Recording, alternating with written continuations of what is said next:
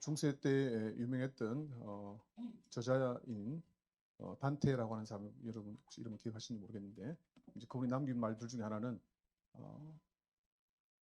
하나님 말씀이 잘 보이려면, 그때는 전기가 없던 시대니까 촛불을 켜고 이렇게 살았던 시대지 않습니까? 하나님 말씀이 아주 클리어하게 잘 보이려면은 이 지옥의 불 옆에 가서 이렇게 비춰보면 잘 보인다 그랬습니다. 무슨 말인가 하면 우리의 인생의 고통이 더 아프고 아플수록 더 고통 가운데 있을수록 하나님의 진리의 말씀이 우리에게 정확하게, 명확하게, 클리어하게 또 우리의 마음을 깊이 터치할 수가 있게 되는 것이죠. 여러분 사시면서 많은 고난과 고통 가운데 살아가고 있는 줄 압니다. 그럴수록 더 하나님의 말씀이 여러분에게 또 감동으로 또 생명으로 다가오는 그런 말씀이 되기를 바랍니다. 하나님께서 여러분에게 해주실 말씀이 있는데 여러분이 pay attention 하시고, 그죠? 한 마디라도, 한 표현이라도, 한 문장이라도, 한 문단이라도, 또 한 주제라도 여러분에게 적용할 수 있는, 여러분이 던지고 있는 그 질문들에 대한 답을 오늘 주실 것이라고 저는 생각합니다. 잠깐 기도하시겠습니다. 하나님 아버지 살아계셔서 우리에게 존귀한 하나님 되어주시고 우리 아버지가 되어주시고 우리에게 생명을 불어넣어 주신 하나님 아버지, 에스골 골짜기에 있는 그 마른 뼈들이 살아나는 그러한 생명의 시간 될 수 있도록 인도하여 주시옵소서. 우리가 지옥불에 있는 고통을 겪고 있는 분들이 우리 주변에 있습니다. 또한 저희들도 있을 수도 있습니다. 하나님 그 고통 가운데 저희를 건져내어 주시고 생명의 말씀으로 우리의 선하신 하나님, 선하신 목자로서 이 시간 귀한 하나님의 말씀에 접붙임 받는 그런 시간 될 수 있도록 인도하여 주시옵소서. 성령께서 말씀하여 주시옵소서. 저희들이 받겠습니다. 좀 저희들의 마음을 엽니다. 저희들의 입을 열고 눈을 열어서 주님을 보기를 원합니다. 주 역사하여 주시옵소서. 예수님 이름으로 기도합니다. 아멘. 우리 옆에 있는 분들이 한번 인사했으면 좋겠는데, 당신은 존귀하신 분이십니다. 한번 같이 인사해 주세요. 당신은 존귀하신 분이십니다.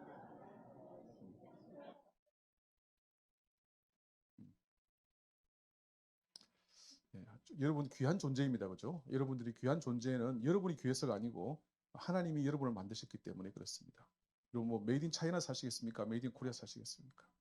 그죠? 메이드 인 바이 갓스 킹덤. 하나님께서 만드신 분들이 바로 여러분들이기 때문에 당신은 귀한 존재입니다라고 이렇게 말을 하면 웃음이 나오죠. 왜 웃음이 나오냐면 그게 사실이기 때문에 그렇습니다. 너는 쓰레기야. 그러면 기분이 좋습니까? 아니죠. 그죠? 그게 거짓이기 때문에 그렇습니다. 거짓을 말하면 고통을 주게 됩니다. 진리를 말하면 기쁨을 우리가 얻게 됩니다. 그래서 우리의 말이 얼마나 중요한가에 대해서 오늘 추수감사절을 통해서 우리 언어 사용이 있어서의 그 감사가 얼마나 중요한 것에 대해서 말씀을 생각해 보려고 합니다. 약 3개월 전에 그 대화 전문가라고 하는 그 박재인 씨라고 하는 분이 그 유재석 씨가 나오는 유퀴즈에 나와가지고 대화에 대해서 분석한 그런 동영상을 제가 본 적이 있어요. 그래서 참 좋은 내용이다 싶어가지고 여러분들께 잠깐 소개를 하려고 해서 이제 비디오를 뒤에서 좀 틀어주시기 바라고, 2분 정도 시간인데 여러분 잘 한번 페이 어텐션 하셔서 대화가 어떻게 하면 잘못될 수 있고 어떻게 하면 다른 사람들이 고통을 줄 수 있는가에 대해서 혹시 여러분 이야기는 아닌지 한번 잘 관찰해 보시기 바랍니다. 이때는 다 있는데 사람이 항상 이렇게만 살 수 없어요. 왜 그러냐면 화가 나고 불안해지고 우울해지면은 그렇죠. 네. 이게 뚜껑이 열려요. 우리가 흔히 나 뚜껑 열렸어 이러잖아요. 그렇죠, 그 그렇죠. 뚜껑이 이렇게 열려요. 근데 열리면 이 두 가지 능력도 잠시 사라져요. 자동적으로 무의식적으로 말하고 행동하게 만드는데 이때가 대화를 실패하는 이유가 6가지로 나와요. 무의식으로 말하고 행동하게 만든다. 너 문제 있는 거 알아? 뭐 이런 거예요. 첫 번째가 판단. 너가 잘하고 있다고 생각해? 이렇게밖에 못하겠어? 뭐 이런 식으로. 정말 기분 나쁜데요. 그죠, 기분 나쁘죠. 네. 두 번째가 비난. 너 누구 닮아서 그러냐? 우리 집에 너 같은 애가 없다? 뭐 이런 거예요. 세 번째는 강요. 똑바로 해라, 좋은 말 할 때. 뭐 이런 거예요. 그리고 더 나가면 맞고 할래, 그냥 할래? 뭐 이렇게 나오잖아요. 네 번째가 비교예요. 누구 집 애들은 이렇게 하고 있는데 너 세호야, 네 친구들 한번 봐라. 너 같은 애 있니 없니? 뭐 이런 거예요. 다섯 번째가 당연시해요. 개그맨 몇 년 차세요? 뭐 이런 거예요. 이런 거 기본 아니에요? 뭐 이런 톤 자체가 너무 기분 몇 년 차세요? 그러니까. 너 몇 학년이야? 뭐 이런 거예요. 너 5학년이면은 나 때는 뭐 했는 줄 알아? 뭐 이런 거죠. 마지막에 합리화인데 기분 나빠하지 마. 다 너 위해서 하는 말이야. 아우. 이거 연구하신 거 맞네. 어우. 기분 나쁜 거 6단 콤보 맞으니까 네, 네. 와 이거 네, 네. 와. 그래서 한 사람이 이렇게 돼서 6가지의 패턴으로 쏟아내기 시작하면 이 사람이 이 상태였다가도 이렇게 돼요. 그래서 둘 다 서로가 서로에 대한 판단과 비난을 주고받게 되면 우리는 이때가 이제 갈등 상황이다라고 얘기를 하죠. 인간은 자기가 상처받으면 상처를 주고 싶어 해요. 그러니까. 왜 그러냐면 너가 그 말을 나한테 던졌어? 나 상처받았는데 지금 고통스러운데 이 고통이 어떤지 너도 한번 경험해봐라는 생각으로 돌아서 그러니까요. 왜 그럴까요? 그러니까 참. 뭐 예를 들어 팀장님이 끝까지. 자기 매니저한테 김 매니저 능력이 끝까지 이때 자, 여러분 재밌게 보셨습니까? 다른 사람 이야기가 아니죠, 그죠? 우리들의 이야기일 수가 많이 있습니다. 6가지 판단하는 것, 비난하는 것, 강요하는 것, 비교하는 것, 또 당연시하는 것, 합리화하는 것. 우리 일상 주변에서 우리가 많이 볼 수 있는 것입니다. 자, 이렇게 하면서 말들의 전쟁이 생기게 되는 것이죠. 유명한 기독교 저자인 폴 데이비드 트립이라고 하는 TRIPP 그분이 쓴 책이 말들의 전쟁이라고 하는 그런 책이 있습니다. 오래전에 나온 책이지만은 많은 사람들이 영향을 미친 그런 내용, 그런 좋은 책입니다. War of Words, 그래서 말들의 전쟁. 우리나라 정치를 제가 잘 모르지만 와서 보니까 정말 전쟁을 매일 벌이고 있는 것을 보게 됩니다. 우리 가정에서도 그렇고 사회에서도 그렇고 정치에서도 그렇고 또 국제적인 관계에서도 그렇고 이렇게 말들을 가지고 전쟁을 벌이고 있는 것이 우리 일상생활이 되고 있는 것입니다. 그래서 오늘 추수감사절을 맞이해서 우리가 감사라고 하는 단어에 대해서 말씀을 묵상하려고 하는 것입니다. 오늘 말씀 읽은 대로 범사에 감사하라. 이것이 그리스도 예수 안에서 너희를 향하신 하나님의 뜻이니라 그렇게 말씀하고 있는데 이 감사라고 하는 것은 단지 좋을 때만 하는 것이 감사가 아니죠. 좋을 때 감사하는 거에 특별한 것이 있겠습니까? 그렇지만은 성경에서 우리 가르치고 있는 내용은 우리의 삶 전체가 하나님 앞에서 감사로 드려지는 예배라고 하는 것을 가르치고 있습니다. 여러분이 속한 이 교회가 어떤 교단이냐면 합동적 교단입니다. 물론 교단도 마찬가지로 합동적과 또 장로교단들이 대부분 따르고 있는 그런 신학이 개혁주의 신학이라고 하는 것이 있습니다. 이 개혁주의 신학이라고 하는 것은 우리의 모든 삶의 영역이 하나님 앞에서 드려지는 예배여야 된다라고 하는 것을 가르치고 있죠.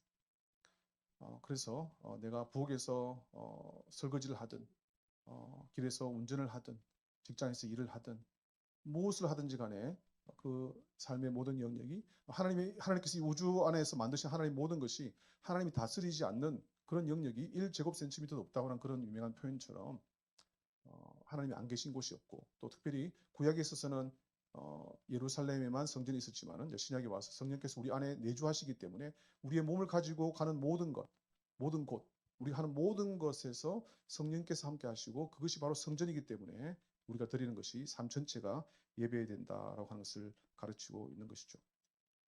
성경을 펴면 성경을 이렇게 딱 가지고 있으면서 이렇게 딱 펴면 중간에 잡히는 책이 어느 책인 줄 아십니까? 시편이죠, 그죠? 시편이 또 제일 길기도 하기도 하고 또 중간에 딱 위치해 있습니다. 좀 상징적인 의미가 있지 않나 저는 그렇게 생각이 되어집니다. 그 시편이라고 하는 것은 그 시편 기자가 자기의 마음으로 하나님 앞에 드리는 그런 시를 적은 그런 내용들이죠, 그죠? 이 마음이라고 하는 것, 우리가 중심을 잡는다는 말을 할 때도 가운데 중자에다가 마음 심자를 쓰는데 이 마음이 중심, 우리 인간의 삶에서 중심이라고 하는 것 우리가 잘 알고 있는 그런 내용들이죠. 제가 졸업한 그 칼빈 대학교, 미시간주에 있는 칼빈 대학교의 학교 로고도 그렇습니다. 심장을 하나님께 바쳐 드린다고 하면서 심장에 대한 그림이 있고 그 밑에 손이 다 이렇게 받쳐져 있습니다. 그래서 우리 심장을 우리 내 마음의 중심을 드리는 것, 내 삶의 중심을 드리는 것, 다르게 말하면 내 삶 전체를 하나님께 바친다고 하는 것이 그 개혁주의와 요한 칼빈의 모토가 되는 것이죠. 그래서 이 시편 107편 1절에 있는 말씀대로 여호와께 감사하라. 그는 선하시며 그 인자하심이 영원하미로다. 그런 표현처럼 이 시편에서 나오는 가장 자주 등장하는 표현도 또한 할렐루야이고 감사와 찬양인 것입니다. 그러니까 성경 전체에서 가장 중간에 있고 그것을 시편 기자의 마음을 표현하는 것이고 마음이라는 것은 우리 사람의 삶의 중심인 것인데 그 중심에서 표현되어지는 가장 most frequently appearing words가 가장 자주 등장하는 표현이 할렐루야이고 감사하라고 찬양인 것이죠. 그러니까 핵심 중에 핵심이 감사와 찬양인 것입니다. 그래서 오늘 성경의 어떤 주제 설교로서 어떤 본문 설교보다는 주제 설교 성경 전체를 보면서 어떻게 하면 이 죄가 가지고 있는 이 언어의 폭력성이라고 하는 것을 극복하고 또 언어 사용에서 우리가 더 어떻게 하면 성숙해 질 수 있을 것인가에 대해서 세 가지 포인트를 가지고 살펴보려고 합니다. 첫 번째는 타락한 말입니다. 첫 번째 포인트는 말이 타락했다고 하는 것이죠. 자, 인간이 처음으로 했던 말이 어떤 말인 줄 아십니까? 아담이 했던 말이죠. 그죠? 아담이 창세기 2장 23절에 있는 대로 하나님께서 아담의 갈비뼈를 취하셔서 이제 하와를 만드시고 하와를 아담에게 데리고 오셨을 때 그때 아담이 뭐라고 했습니까? 내 뼈 중에 뼈요 내 살 중에 살이다. 그런 표현했는데 저는 옛날에 그 표현을 읽으면서 참 희한한 표현이다. 이게 무슨 뜻이지? 뭐 전혀 뭐 로맨틱한 표현도 아닌 것 같은데 그렇지만은 사랑의 고백 맞기는 맞습니다. 왜냐하면은 우리 요즘 말로 바뀌어 보면은 자기야라고 하는 말이거든요. 자기야. 남인데 그게 자기라는 건 셀프잖아요. 그죠? 남을 보는데 그게 나인 거예요. 남이 나인 것을 지금 표현하는 것이거든요. 내 뼈 중에 뼈고 내 살 중에 살이다. 그래서 전혀 모르는 사람, 처음 보는 사람이잖아요. 지금 아담 하와를 볼 때는 처음 보는 사람인데 이 사람이 타인이 아니고 나구나 하는 것을 깨달았을 때 그것이 사랑의 고백이 되는 것이죠. 그죠? 그러니까 인간이 처음 했던 표현도 이제 사랑의 고백이라고 하는 것을 생각해 볼 수 있고 또 그 두 사람이 몸은 두 개이지만은 하나라고 하는 것을 표현함으로써 마치 성부, 성자, 성령께서 삼위이시지만은 일체이신 것을 고백하는 것처럼 이 남자와 여자라고 하는 것을 하나님께서 만드심으로 두 사람이 하나인 것을 고백하는 이 사랑의 고백을 그가 하고 있는 것이죠. 자, 그래서 영어 표현을 보면 자기 아내를 소개할 때 she is my better half 그런 표현을 씁니다. better 더 낫다, better half 반쪽, 나의 더 나은 반쪽 그렇게 표현을 하는데 참 성경적인 표현이라고 저는 생각이 됩니다. 혹시 이런 미국하시거든 아내를 소개하실 때 she is my better half 정도 하실 수 있으면 아주 그 들으신 분이 놀라고 감동할 것 같습니다. 어쨌든 이 사랑의 고백으로 처음 언어가 시작되어졌었는데 그러나 선악과를 따먹고 나서 그 죄가 아담과 하와에게 임하게 되고 그렇게 아름다운 사랑의 고백을 했던 그 언어가 하나님께서 물으실 때에 하나님께 책임을 돌리고 또 하와에게 핑계를 대는 그런 변명으로 변질되게 되는 것이죠. 3장 12절에 나와 있는 말씀 보면 아담에게 하나님께 물으셨을 때 뭐라고 했습니까? 하나님이 주셔서 나와 함께 하게 한 이 여자가 이 선악과를 줘서 내가 먹게 됐다. 그렇게 이야기하거든요. 제가 그랬다고 자기를 솔직하게 이야기했으면 우리 인생이 이렇게 되진 않았을 텐데 하나님이 주셔가지고 이 여자가 줘서 이렇게 그러니까 블레임을 다른 사람에게 돌리는 그런 언어로 전락하게 되는 것이죠. 그러니까 사랑을 고백하고 둘이가 하나라고 하는 것을 표현했던 그 언어가 이제는 이제 분리를 이야기하는 것입니다. 그렇죠? 하나님과의 분리된 그 죄악의 특성상 그런 것이죠. 죄라고 하는 것이 분리가 중심적이 되게 되는 그런 핵심 내용이라서 그런 것이죠. 그래서 죄라고 하는 것은 본성이 분리인데 하나님과 사람을 분리하는 것이고 그래서 우리 남한과 북한이 나눠져 있고 그죠? 여자와 남자가 싸우고 있고 사장과 직원이 분리되어져 있고 부자와 가난한 사람이 분리되어져 있고 러시아와 우크라이나가 분리되어져 있고 서로 죽이려는 그런 원수의 관계로 살아가는 것이 죄가 우리에게 온 다음부터 그렇게 되는 것이죠. 그래서 결혼하기 전에는 나는 당신 없이는 못 살아요. 나는 당신만 평생 사랑할게요. 나는 하늘의 별도 따다 줄게요. 나랑 결혼해 줄래요라고 했던 그런 사랑의 고백이 결혼 이후에 너 때문에 내가 불행해졌어. 제가 이 표현은 우리 한국에서 가장 많이 쓰는 부부가 싸울 때 쓰는 AI가 어떤 표현을 해주는 거 제가 물어봤거든요. 이 표현을 해주더라고요. 그러니까 잘 알고 있더라고. 저는 잘 몰랐는데 너 때문에 내가 불행해졌어. 다 너 때문이야. 너는 내 인생을 망쳤어. 도대체 너는 뭐가 그렇게 잘났어? 내가 뭘 알아? 친구 남편은 딴딴딴. 친구 아내는 딴딴딴. 너는 왜 이렇게 이기적이야? 내 성격 때문에 못 살겠다. 돈도 못 벌면서 큰 소리만 치네. 집안일 하나 제대로 못하네. 맨날 똑같아. 그래서 많이 들어본 표현입니까? 이렇게 입으로 비난하는 것을 우리가 하면서 살아가고 있는 것이죠. 이렇게 무시하고 비하하고 과거를 들추고 또 비교하고 또 인신공격하고 무능력을 지적하는 그런 말들로서 말이 타락하게 되는 것입니다. 자, 왜 이런 일들이 생기는가?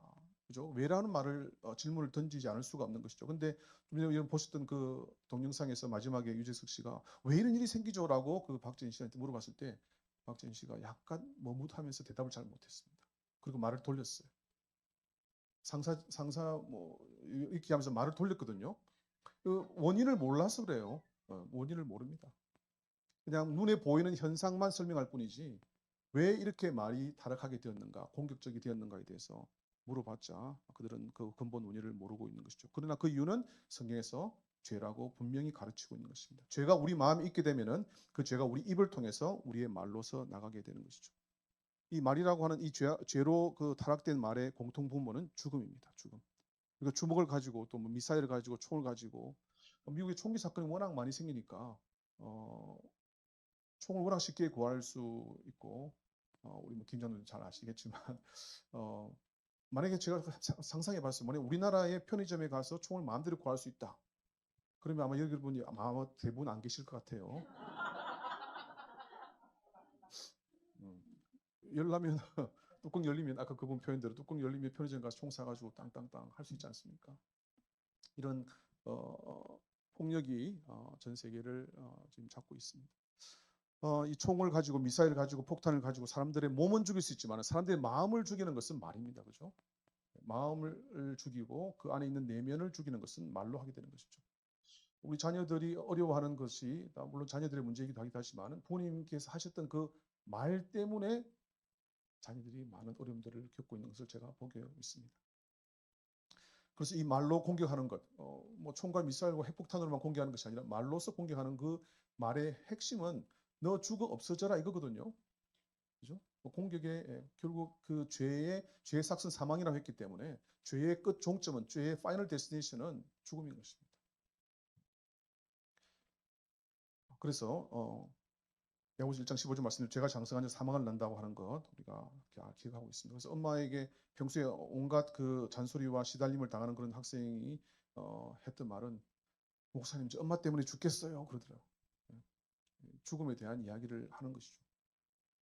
2005년도에 제가 프랑스 파리에서 살았었는데 그때 그 에펠탑 이런 보죠. 에펠탑 근처면 엄청 비싼 동네거든요. 비싼 동네 중에서 제일 비싼 동네인데 그 좋은 집에 살고 있던 그 부부가 제 친구 부부인데 서로 엄청 싸우는 것이죠. 그래서 엄청 싸우니까 그 말싸움이 너무 힘들어서 그 아내가 샌너강에 가서 자기가 몸을 던져서 죽고 싶다고 이렇게 얘기를 하는 것을 지금도 기억을 합니다. 이 말싸움이라고 하는 것 결국 죽음으로 인도하는 죽음을 향해서 달려가는 브레이크가 없는 그런 기관차와 같은 그런 것이 바로 말이 타락했다고 하는 것의 증거가 되는 것이죠. 자, 인간의 마음이 타락했기 때문에 이 마음에서 죽음이 찾아왔기 때문에 이 마음이 표현되는 것이 말이 되는 것입니다. 자, 이렇게 말이 타락했다고 할 때의 두 번째 포인트는 그러면 어떻게 할 것인가 할 때 필터링이 필요합니다. 필터링. 필터를 해야 되는 말이라고 하는 것을 알게 됩니다. 그러니까 필터가 필요한 말이다. 자, 우리의 말이 폭력이 되는 것을 막기 위해서 유대인의 그 지혜와 전통이 있는데 우리가 말하기 전에 슬라이드 보여주시겠습니까? 우리가 말하기 전에 세 가지의 문, 세 가지의 필터를 사용해라고 이렇게 이야기를 하고 있습니다. 네, 세 가지 골든 도어라고 하는 그런 내용이 있습니다. 그래서 황금 문이 있는데 이 문을 통과한 다음에 말을 하라라고 하는 것이죠. 세 가지 필터를 보면 첫 번째는 이것이 참말인가 진실성에 대한 것이고 is it true?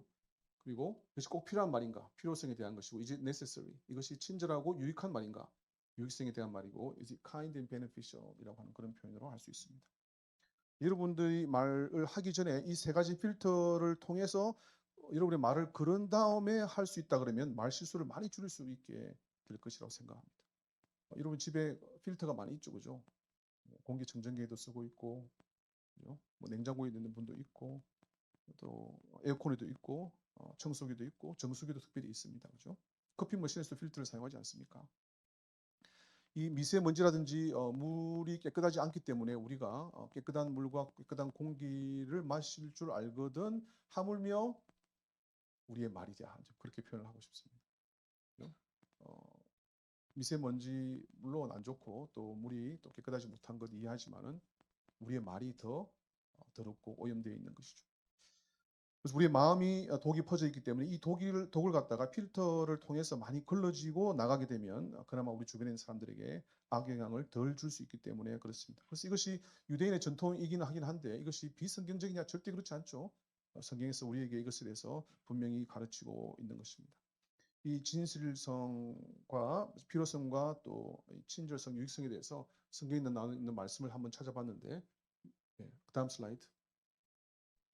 글자가 보이시는지 모르는 첫 번째 위에 두 번째가 필요성에 진실성에 대한 내용입니다. 그래서 첫 번째 에베소서는 남성분 읽어주시고 골로새서는 여자분 읽어주시면 좋겠습니다. 남자분들 시작. 그런즉 거짓을 버리고 각각 그 이웃과 더불어 참된 것을 말하라. 이는 우리가 서로 지체가 됨이라. 여자분들 너희가 서로 거짓말 옛사람과 그 행위를 네. 거짓말을 하지 말라. 참된 것을 말하라라고 성경에서 분명히 우리에게 가르쳐주고 있는 것이죠. 그럼 진실성의 필터가 지나고 난 그 다음에 필요성에 대한 내용이 나오는데 잠언 남자분들 읽으실 수 있습니다. 시작. 말이 많으면 허물을 면하기 어려우나 그 입술을 제어하는 자는 지혜가 있느니라. 여자분들 마태복음 12장 시작.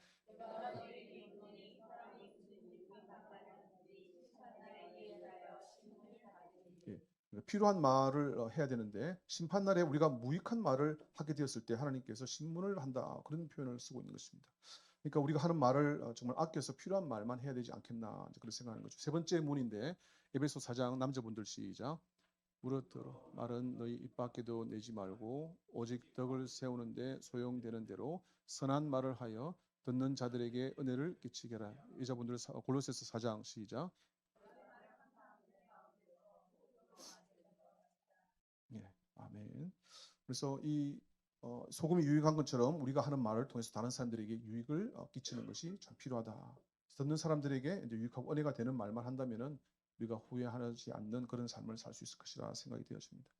근데 특이한 것은 뭐냐면 제가 지금 드리려고 하는 말씀은 이런 것들을 우리가 알긴 알겠는데 오늘의 주제인 이 감사라고 하는 것, 이 감사라고 하는 이 단어, 이 표현, 이런 우리의 표현들은 이 세 가지 문을 다 통과한 표현들입니다.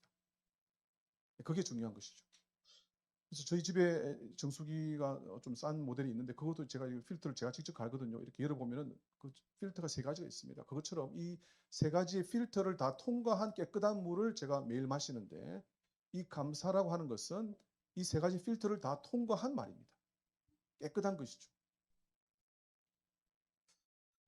그래서 우리가 물도 필터링해서 우리가 내 속에 넣게 되는데 더 독성이 강한 이 언어라고 하는 것을 당연히 필터링을 해야 되는 것이죠. 이 감사라고 하는 것 무공해입니다. 무공해. 유기농 제품입니다. 그죠? 난각번호 4번, 3번, 2번, 1번이 정도가 아니고 0번입니다. 0번. 계란 사실 무슨 아시겠지만은. 그게 다 공짜입니다. 그죠? 감사할 수 있는 공짜입니다. 비싸게 쿠팡이나 오아시스 주문할 필요가 없습니다. 그죠? 생각만 바꾸시면 돼요. 생각만. 생각을 바꾼다는 게 너무 쉽기도 하고 또 너무 어렵기도 한 것이죠. 어쨌든 감사는 진실된 말이고 필요한 말이고 또 우리에게 유익한 말인 것입니다. 자, 이제 세 번째 포인트로 말은 타락됐다는 것을 우리가 깨닫게 되고 또 필터링이 필요하다는 것 이제 알게 되는데 이것에 대해서 이제 감사로 우리의 말이 채워져야 되겠다. 우리의 언어가 감사로 채워져야 되겠다. 그래서 감사로 채워지는 말에 대해서 생각해 보려고 합니다. 그 안에서 세 가지 서 포인트로 세 가지 말씀드리려고 합니다. 첫 번째는 우리의 시력의 초점을 하나님께 맞추자입니다. 우리의 시력의 초점을 하나님께 맞추자. 이제 이렇게 감사가 중요한 것도 알겠고 또 필터링을 해야 되고 또 필요한 말을 하고 유익한 말을 하고 진실된 말을 해야 되는 것은 알긴 알겠는데 이것을 우리가 이 언어 사용에 있어서 어떻게 할 수 있을 것인가. 대부분 아마 공립학교에서 여러분 다니셨을 것으로 생각되어지는데 여러분 지난 목요일 수능 시험이 있었죠, 그죠? 수능 시험에 어떻게 하면 감사의 표현을 할 수 있을 것인가 문제 나옵니까, 안 나옵니까? 절대로 안 나옵니다. 학교에서 배워주는 그런 것이 아니죠, 그죠?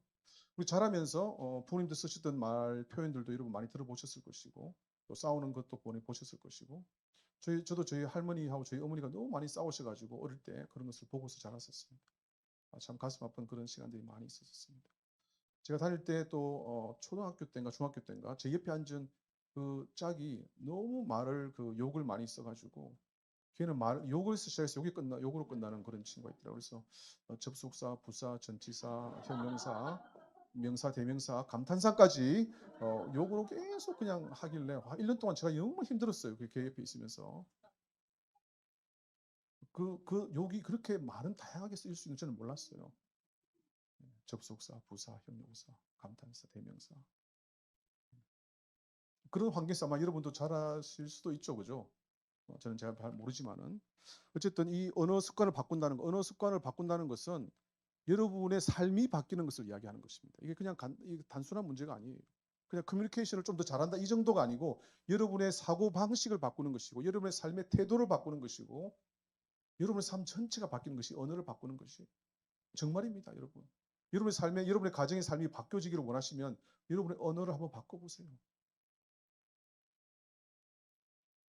자, 오늘 읽었던 데살로니가전서 5장 18절에 있는 말씀대로 범사에 감사하라는 표현은 이 명령은 우리가 쉽게 할 수 있는 것이 아니죠. 그럼에도 불구하고 이 영적인 경건의 훈련, 의지적인 훈련을 해라라고 하는 것인데 모든 일에 감사한다. 범사라고 해서 모든 일이니까 모든 일에 감사한다는 거 정말 잘 안 되는 것이거든요.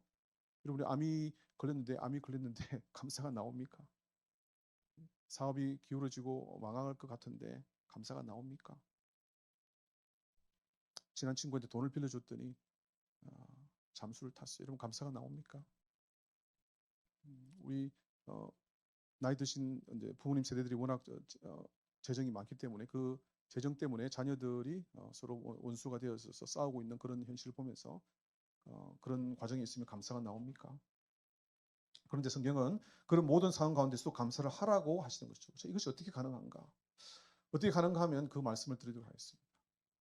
중요한 원리는 뭐냐면 감사라고 하는 것은 내가 처한 상황과는 상관이 있다 없다? 없습니다. 내가 처한 상황과 감사는 상관이 없습니다. 고통은 고통이고 감사는 감사인 것이죠. 암은 암이고 감사는 감사입니다. 그것을 연결할 필요가 없습니다. 제가 가장 감사를 많이 했을 때가 제 인생에서 가장 괴로웠던 시간들입니다.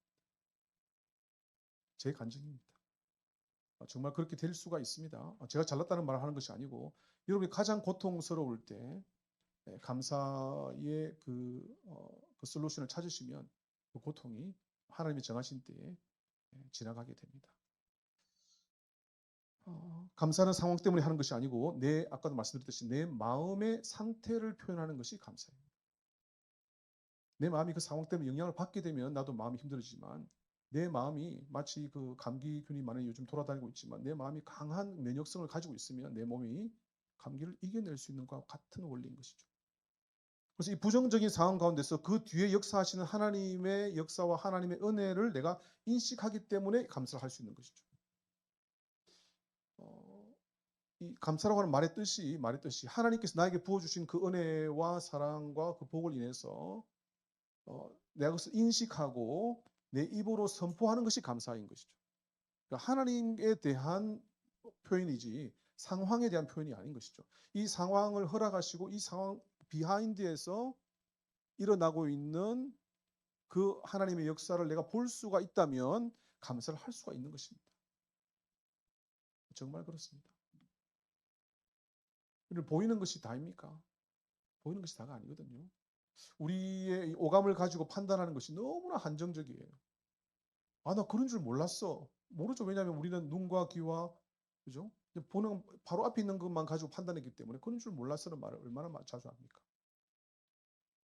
자, 그전에도 말씀드렸지만은 이 근대 철학의 아버지인 독일의 칸트가 가장 중요하게 했던 건 뭐냐? 우리의 인간의 오감을 가지고는 문제의 핵심을 알 수가 있다 없다? 알 수가 없다. 이 나무에 대해서 알 수 없고 피아노에 대해서 알 수 없고 이 테이블에 대해서 알 수 없고 사람에 대해서는 더욱더 모른다는 거예요. 알 수가 없다는 것을 그가 공식적으로 증명을 했습니다. 그러니까 근대 철학의 아버지가 되는 것이고 모든 철학이 그 이후로 거기에 기초해서 발전하고 있는 것이죠. 사람은 모른다입니다. 핵심을 알 수가 없다.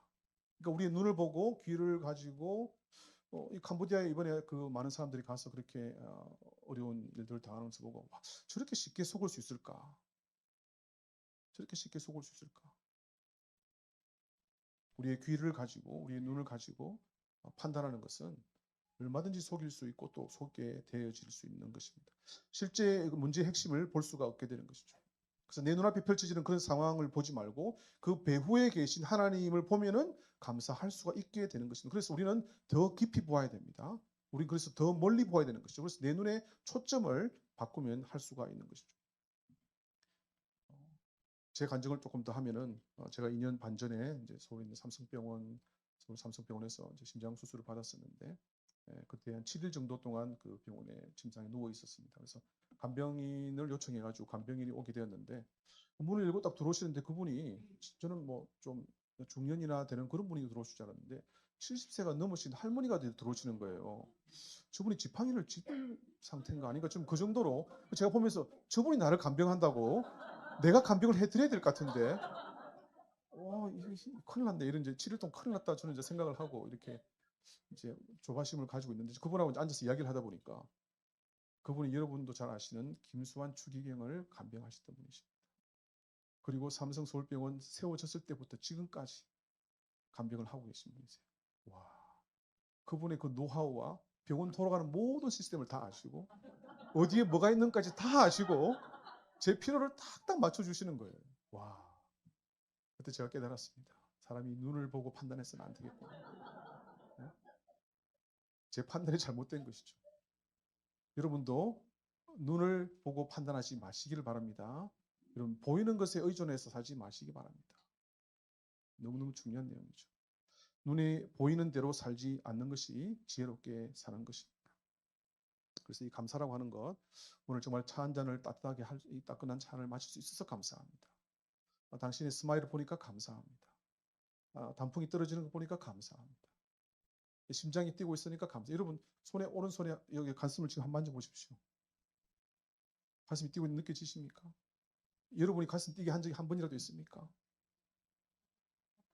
아침에 눈이 떠지는 여러분 눈이 아침에 뜨게 한 여러분이 하신 거예요. 우리가 한 것이 없습니다. 하나님께서 하고 계십니다. 그래서 내 attention, 내 관심이 어디에 가 있는가, 내 초점이 어디에 가 있는가를 스스로 깨닫는 것이 너무너무 중요한 것이죠. 그죠? 내 마음이 어디에 가 있는가, 내 눈이 어디에 가 있는가,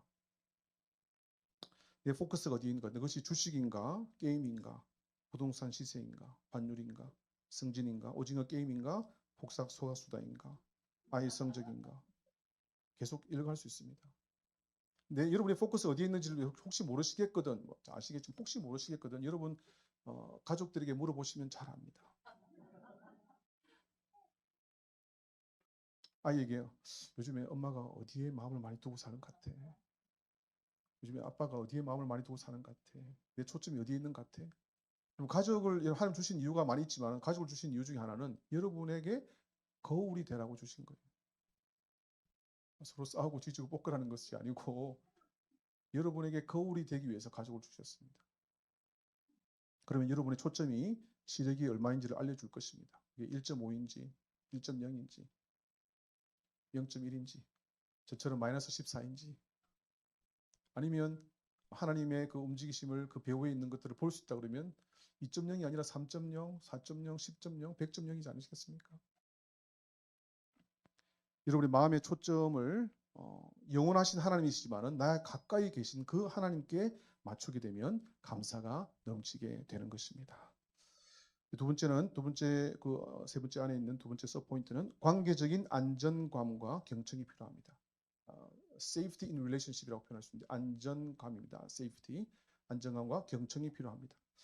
제가 좋아하는 그 기독교 뇌과학자인 브레인 사이언티스트인데 컬트 탐슨이라고 하는 분이 있습니다. CURT, THOMPSON. 컬트 탐슨. 오래전에 나온 책이지만은 The Anatomy of the Soul, 영혼의 해부학이라고 하는 책을 쓰셨는데 혹시 여러분이 혹시 기회 되시면 꼭 읽어보시기 바랍니다. 저는 한때 그 책을 커버 투 커버 읽으면서 와, 성경 다음으로 좋은 책이다 그렇게 생각할 정도로 그렇게 저는 그 책을 아주 탐닉했던 적이 있습니다.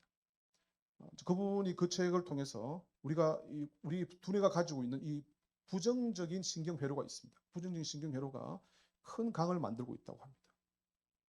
표현이 좀 이상하죠. 부정적인 신경회로가 워낙 그게 자동적으로 해가지고 이렇게 하면 이렇게 많이 나가는 그것이 워낙 수십 번, 수백 번, 수천 번, 수만 번 했기 때문에 그 신경회로가 아주 두꺼워져가지고 그것만 들어오면 자동으로 나간다는 것이죠. 여러분이 사시면서 왜 이게 이렇게 안 되지? 나 결심해도 안 되네. 이렇게 결심했는데 왜 이렇게 안 되냐? 그것은 이 신경회로가 너무 그게 많이 사용되어져 가지고 큰 강물이 돼 가지고 딱 들어오면은 탁 이렇게 나가는 것이죠. 그래서 그런 것을 신경회로를 재배치하는 것, 리와이어링 하는 것, 새롭게 배치하는 것이 되려면 어떻게 하느냐 할 때 그 책에서 뭐라고 하냐면 안전한 공동체가 필요하다 그렇게 합니다. 내 아를 받아주고 용납해주고 이해해주고 그죠? 나를 사랑하고 해주는 그런 공동체가 필요하다는 거예요. 그 안에서 그게 가정이 될 수도 있고 목장이 될 수도 있고 그래서 우리 교회에서 소그룹이 있는 것이고 여러분 소그룹 하기 힘들지 않습니까? 그죠? 목장하기 힘들지 않습니까? 그 목적 중에 하나가 중요한 것 중에 하나가 나를 받아주고 용납해주고 내 이야기를 들어주는 그런 공동체 안에서 내가 신뢰의 관계가 쌓여지게 될 때에 이 내 머리에 있는 이 강물같이 흐르는 악한 부정적인 생각의 회로가 리와이어링 된다, 재배선이 된다라고 하는 것을 책에서 이야기해 주고 있습니다. 자, 그런 그 공동체 안에서 중요한 것은 경청인 것이죠. 잘 듣는 것. 그래서 말을 잘하는 사람의 특징은 말을 잘 귀담아 듣는 것에서 시작하는 것입니다. 경청은 사랑입니다. 그죠? 경청은 사랑입니다. 그래서 경청이 힘듭니다. 그렇지만은 사랑 외에는 다른 길이 없습니다. 자, 이제 세 번째 포인트로서 구원의 언어인 로고스의 삶을 살자입니다. 구원의 언어인 로고스의 삶을 살자. 이게 무슨 말인가 제가 설명해 드리겠습니다. 우리 이 궁극적으로 이렇게 타락한 말, 또 필터링이 되어야 되는 그런 필요에 대해서는 우리 인간적으로 이해하고 또 우리의 노력으로 인지적으로 인간의 어떤 의지력을 가지고 노력하는 부분도 어느 정도 있긴 하지만은 궁극적으로는 하나님의 은혜로 이것이 바꿔줄 수 있는 것이죠. 그래서 구원의 언어인 로고스의 삶을 살게 되면 이제 그렇게 되게 되는 것인데 그 예로서 요한복음 1장 1절에 있는 말씀을 혹시 슬라이드 있습니까? 네, 맞습니다. 네. 요한복음 1장 1절 우리 같이 한번 읽었으면 좋겠습니다. 시작. 태초에 말씀이 계시니라. 이 말씀이 하나님과 함께 계셨으니 이 말씀은 곧 하나님이시니라. 우리 존 데를 써서 말씀이라고 표현해서 그렇지 본래는 이게 그냥 말입니다. 말. 그러니까 다시 바꾸면 태초에 말이 있었다. 이 말이 하나님과 함께 있었고 이 말은 곧 하나님이다. 그렇게 표현할 수 있습니다. 자, 말이 하나님이래요. 엄청난 선언 아닙니까? 우리가 하는 말이 하나님이라고 그렇게 이야기합니다. 물론 우리가 하는 말이 하나님은 아니긴 아니지만 이게 무슨 뜻이냐면 이 말씀이라고 하는 건 로고스를 말하는데 바로 예수 그리스도를 포인트하고 있는 것이죠. 그러니까 우리가 하는 그 말도 그 큰 로고스 안에 있는 자그만 로고스라고 표현해 볼 수 있겠습니다. 그래서 이 말이라는 것이 얼마나 중요한가. 그래서 이 엄청난 진리를 요한복음 1장에서 우리에게 가르쳐주고 있는 것입니다. 그래서 이 말이라고 하는 것은 하나님께 속한 것이죠. 여러분의 것이 아니고 하나님께 속한 것이 말입니다. 최초로 말을 하셨던 분도 바로 하나님이시죠. 그죠? 빛이 있으라 하심이라고 말씀을 하셨어요. 말을 하셨어요. 하나님은 말로서 세상을 창조하신 분이십니다. 그래서 우리가 이 말이라고 하는 것은 단순히 내 입에서 내가 혀가 움직이는 그런 어떤 육체적인 그런 그 작동이 아니라 하나님적인 것을 표현하는 것이죠. Something that is of God. 하나님으로부터 오는 것, 하나님적인 것, 가들리한 것. 다르게 말하면 경건의 훈련이 바로 말의 훈련과 같은 것이죠. 그래서 내가 함부로 해서는 안 되는 것이 말이고 또 이 말이라고 하는 사람을 살릴 수도 있고 죽일 수도 있다는 것을 우리가 알아야 되는 것이죠. 그래서 비교하고 판단하고 무시하고 저주하고 강요하고 비난하는 것을 해서는 안 되는 그런 쪽으로 말을 사용해서는 안 되는 것이고 그것을 통해서 이 말이 얼마나 중요한가를 또 로마서 10장 9절에 있는 말씀으로도 나와 있는데 같이 읽어보시겠습니다. 시작. 내가 만일 내 입으로 예수를 주로 시인하며 또 하나님께서 그를 죽은 자 가운데서 살리신 것을 내 마음에 믿으면 구원을 받으리라. 또 엄청난 표현 아니겠습니까? 구원을 받는다고 하는데 입으로 주를 시인하라. 입으로 내 말로서 주님을 시인하는 것, 선포하는 것. 이것이 우리에게 구원을 준다고 이렇게 성경에서 가르치고 있는 것이죠. 얼마나 중요한가를 우리가 여기서 알 수 있게 되는 것이죠. 우리 마음으로만 믿을 뿐 아니라 입으로 고백하는 것이 바로 말의 사건인 것입니다. 그래서 우리가 감사할 때에 이 구원의 언어를 사용하는 것이 되는 것이죠.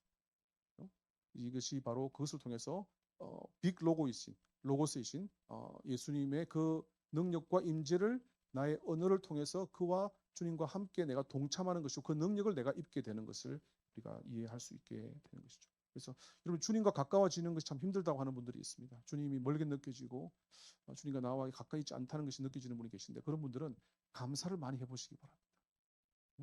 자주 어려울 때에도 힘들 때에도 주님이 멀게 느껴지면 감사의 표현을 많이 하시고 감사의 기도를 많이 하시기를 바랍니다. 이제 말씀을 맺도록 하겠습니다. 그래서 액션 플랜을 5가지를 드리려고 하는데 액션 플랜 첫 번째로 구체적으로 매일 감사를 선포하시기 바랍니다. 매일 아침부터 저녁까지 눈을 떠서부터 밤에 잠을 자기까지 구체적으로 감사를 말로서 표현하시기 바랍니다. 남편에 대해서도 감사, 아내에 대해서도 감사, 자녀에 대해서도 감사, 또 내 환경에 대해서도 감사. 자, 이것이 왜 중요한가 하면 여러분이 사시면서 이게 좀 바뀌었으면 좋겠다라고 하는 그런 사람도 있고 환경도 있죠. 그죠? 그것에다가 여러분이 복을 선포하는 것이 감사를 한다는 것은. 근데 복을 선포하는 것이 아니라 반대로 저주를 선포하면 저주 같은 일들이 생기겠죠. 그죠? 이 말에 힘이 있는 것입니다. 그래서 여러분 만약에 남편이 정말 믿고 그러면 밥을 할 때 밥에다가 막 독도 좀 넣고 침도 뱉고 막 그러면 남편이 살겠어요, 죽겠어요? 죽잖아요, 그죠? 아니 그렇게 하라는 말씀이 아니라 그런 것처럼 그 입에 들어가는 것, 내가 입에서 말이 나오는 것, 이것이 사람을 살릴 수도 있고 죽일 수 있다니까요. 그러니까 내가 하는 말이 여러분의 상황 가운데서 이것은 정말 하나님께서 원하시지 않는 그런 상황이다. 이런 삶이 또 이런 것이 참 성경 말씀이 참 바르지 않다고 하는 그런 영역이 있으면 거기다가 내가 말로서 선포를 하는 것이에요. 자녀에 대해서, 남편에 대해서, 아내에 대해서, 직장에 대해서, 내 돈 먹고 튄 그 사람에 대해서. 그 축복을 함으로써 그 상황이 바뀌어지는 것을 여러분이 한번 경험해 보셨으면 좋겠어요. 그리고 말이라고 하는 것이 이 상황과 역사를 바꾸는 힘이 되는 것입니다. 그래서 매일 감사를 선포하는 것. 이 기독교라고 하는 것은 죽음을 정복한 종교이지 않습니까? 세상에 있는 어떤 다른 종교도 죽음을 정복한 종교는 없습니다. 없습니다. 기독교는 죽음을 정복한 것이고 죽음을 생명으로 바꾸는 종교인 것입니다. 죽은 자가 다시 살아나는 것을 가르치고 있는 종교인 것입니다. 그래서 저와 여러분은 이 영원한 생명을 받았기 때문에 죽음을 정복한 사람들이기 때문에 죽음을 정복한 사람들은 감사가 넘칠 수밖에 없는 것입니다. 자, 두 번째로는 제가 아까 들어오시면서 빨간 줄을 나눠드렸는데 혹시 한번 꺼내 보시기 바랍니다. 안 받으신 분들은 나중에 뒤에서 나가시다 받을 수 있는데 이 빨간 줄 옆에 있는 분들의 손을 가지고 손에다가 묶어 주십시오. 손에다가 묶어서 띠를 한번 만들어 주십시오. 띠. 아니면 안 계시면 자기 혼자 하셔도 괜찮고 띠를 만들어서 약간 느슨하게 너무 단단하게 해서 피가 안 통하게 하지 마시고 사람 우리 살려야 되니까. 제가 이 아이디어는 그 여리고성의 그 기생 라합이 그 빨간 줄을 이렇게 창가로 들이온댔다는 것 그것에서 아이디어를 받은 것인데 제가 그래서 이걸 하기 위해서 그 쿠팡에서 빨간 줄을 제가 주문해가지고 얼마 안 하더라고요. 한 3,000원밖에 안 하더라고요. 그래서 가장 많은 사람들에게 최대한의 효과를 이루기 위해서 가장 싼 줄을 사가지고 왔어요. 자, 이 줄은 무엇을 의미하냐면은 여러분이 불평하고 싶을 때, 컴플레인하고 싶을 때, 비방하고 싶을 때, 남을 무시하고 싶을 때, 그렇죠? 남을 비교하고 싶을 때, 그럴 때 이걸 딱 보시는 거예요. 이렇게. 그리고 남편과 아내가 있을 때 남편이 그런 말을 하려면 이걸 딱 보여주는 거예요. 이렇게. 아내가 그런 말을 하려면 이걸 딱 보여주는 거예요. 기억나지? 네? 추수감사절 때 기억나? 자, 이걸 여러분이 한 달 동안 해보시고 성공하신 분이 계시면 매일매일 감사하는 그래서 리마인드 되는 그런 것을 해보신 분이 계시면 저한테 12월 말에 알려주시면 제가 쿠쿠 제빵기로 이번에 빵을 만들고 있는데 목사님 빵과 비교하지는 마시고 비교는 안 좋습니다. 목사님 빵과 비교하지 마시고 제가 빵을 드리겠습니다. 물론 여러분이 혼자 오시면 안 되고 제가 이런 말을 못 믿기 때문에 증인을 데리고 재판관 앞에 서는 것처럼 증인을 데리고 오시면 되겠습니다. 자, 세 번째로는 세계 문의 필터를 사용하는 것입니다. 아까 세계 황금문이라고 그랬죠, 그죠? 그래서 내가 말하기 전에 이것이 참 말인가, 필요한 말인가, 유익한 말인가, 친절한 말인가. 이 세 가지 필터를 말하기 전에 생각하시고 말씀해 보십시오. 그러면 여러분 말이 빨리 나올까요? 천천히 나올까요? 천천히 나옵니다. 여러분 정수기 좋은 정수기일수록 물이 천천히 나옵니다. 그죠? 필터링이 쫙 되어서 깨끗한 물이 나오는 거예요. 여러분이 그렇게 필터링을 하고 말하면 여러분의 말이 깨끗해지는 것이에요. 정수기를 통과한 말이 되는 것입니다. 네 번째로는 경청을 실천하시기 바랍니다. 경청. 다른 사람의 말을 의도를 파악하기 전에 제가 어제도 어떤 저녁에서 어떤 저녁을 먹으면서 다른 분하고 만나 식사를 하게 됐는데 너무 말을 많이 하시는 그런 분을 보았습니다. 이게 경청하는 것이 참 어렵구나 하는 것을 제가 느꼈는데 저는 계속 경청하고 있었거든요. 자기 이야기를 막 하는 그런 지금 시대를 우리가 살아가고 있는데 이 경청을 한다는 것은 그 사람의 말을 듣는 것이 아니고 그 사람의 말 이면에 있는 마음을 듣는 것이에요. 이것은 사랑의 행동입니다. 이것은 참 어려운 것이에요. 쉬운 것이 절대로 아닙니다. 그래서 미국에 있는 파이낸셜 타임즈라고 하는 유명한 그 잡지가 있는데 거기서 오래전에 설문조사를 했습니다. 80세, 90세 된 할아버지 할머니들에게 인생을 사시면서 어떤 때 가장 후회가 되십니까? 했을 때에 여러 가지가 있지만 그 중에 하나가 내가 사람들의 말을 경청하지 못한 것이 이제야 깨달아집니다. 내 말만 너무 많이 하고 살았습니다. 그래서 경청하는 것, 후회 없는 삶을 살기에 최고의 방법 중에 하나입니다. 왜냐하면 경청은 사랑이기 때문에 그렇습니다. 특별히 부모님들이 제가 학생들과 상담을 계속하고 있는데 학생들 그 자녀들이 하는 말을 여러분 듣지 마시고 그 말하는 이면에 있는 그 마음을 좀 들어주시기 바라요. 그래서 빨리 판단하지 마시고 내가 말했잖아 이게 아니고 그 마음에서 무슨 말을 하려고 하는지 그 마음을 경청해 보시기 바랍니다. 마지막으로 공동체적인 고백을 하시기 바랍니다. 우리가 목장을 전환하고 있고 또 2026년도에는 그렇게 변화가 될 것인데 참으로 필요한 사역입니다. 그래서 우리가 예배 중에 또 모임 중에 하나님의 선하심에 대해서 찬양하는 것, 또 서로에 대해서 감사하는 것, 이것을 공동체와 같이 선포를 하는 것이죠. 우리 안은정 목사님이 괜히 시편 66편을 매번 예배 시작할 때마다 하는 것이 아닙니다. 다 이유가 있습니다. 온 땅이여, 그죠? 온 땅의 여호와를 찬양하는 것, 이것이 예배의 핵심입니다. 그래서 우리가 교회 생활뿐 아니라 가족에서 생활할 때도 또 자녀를 위해서, 남편을 위해서, 또 아내를 위해서, 본인을 위해서, 이웃을 위해서 감사의 표현을 해야 되는 것이죠. 여러분과 저는 이 하나님의 나라라고 하는 병원에서 일하는 의사들입니다. 여러분들 의사들입니다. 킹덤 하스피럴의 닥터들입니다. 여러분에게 찾아오는 환자들을 여러분 죽이시겠어요? 살리시겠어요? 여러분에게 찾아오는 사람들은 환자들이 많거든요. 여러분 그거 느끼지 않습니까? 이상한 사람들이 여러분 삶에 있죠, 그죠? 여러분의 삶을 힘들게 하는 사람들이 있죠, 그죠? 네. 여러분이 의사이기 때문에 아픈 사람들이 여러분에게 찾아옵니다. 자, 그렇게 했을 때 여러분은 그 사람들에게 청산가리를 주시겠습니까? 네? 밀신을 주시겠습니까? 네. 독인데 독을 주면 안 되겠죠, 그죠? 사람들을 살리는 일을 우리가 해야 되는 것입니다. 예수님이 great logos라면 우리는 little logos인 것이죠, 그죠? 예수님이 great logos이시고 우리는 little logos인 작은 logos인 것입니다. 우리의 말을 통해서 사람을 살려야 되는데 내가 누군지 알면 나는 리틀 로고스라고 하는 것을 알면은 내가 어떻게 살아야 할지도 알게 되는 것이죠. 내가 누군지 모르기 때문에 내가 어떻게 살지를 모르게 되는 것입니다. 옆에 있는 분에게 당신은 리틀 로고스입니다. 한번 말씀하시기 바랍니다.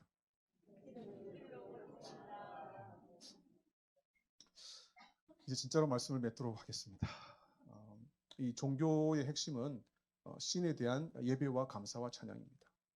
다른 종교도 그렇습니다. 제가 미시간주 그레네피스 할 때에 그 모스크를 방문해 본 적이 있는데 그 수천 명의 사람들이 알라 아크바 무슨 말 아시죠, 그죠? 알라 아크바, God is great 그런 표현을 하면서 엉덩이는 하늘로 대고 머리는 땅에 엎드려 가지고 절을 하고 있는 것을 물론 저는 당연히 절을 안 하고 옆에서 쳐다보긴 했지만 이슬람도 그렇게 하고 있죠, 무슬림들도. 그러나 한국을 잡고 있는 이 물질 종교, 돈 종교, 그죠? 쇼핑 종교, 컨슈머니즘의 종교는 백화점이 바로 교회당이죠, 그죠? 교회당에 가서 물질이 최고네, 돈이 최고네, 향수가 최고네, 명품이 최고네, 너무 좋네요, 당신이 최고입니다 하면서 백화점에 헌금을 하고 있는 것이죠. 그래서 그러나 우리 기독교는 하나님이 최고네를 외치는 사람들의 모임입니다. 10계명에서도 오죽했으면 1계명, 2계명 합해서 둘이 합해가지고 너는 나 외에는 다른 신을 섬기지 말라고 그렇게 강조하시겠습니까? 하나님이 최고네만을 외치는 사람들이 모이는 것이 바로 기독교인 것입니다. 이것이 바로 우리가 해야 될 일인 것이고 이것은 오늘만 하고 내일만 하고 우리 사는 동안 하는 것이 아니라 영원토록 해야 되는 것입니다. 여러분 잠깐 있다가 없어질 그 일회용품을 위해서 여러분 인생을 바치겠습니까? 아니죠, 그죠? 영원한 것을 위해서 우리가 인생을 바쳐야 되지 않겠습니까? 삼성 주가가 지금 10만 원 가까이 하는데 만약에 100만 원이라는 것을 여러분이 화요일날 된다는 걸 알면 월요일날 여러분 가서 빚내서 사지 않겠습니까? 그렇죠? 이 영원한 가치, 이것이 확실히 오를 수 있는 대장주라고 하는 거 알면은 여러분 그것을 해서 마음을 쏟지 않겠습니까? 그것처럼 하나님의 나라가 대장주입니다. 네? 하나님의 나라가 성장주입니다. 영원토록 성장하는 것이에요.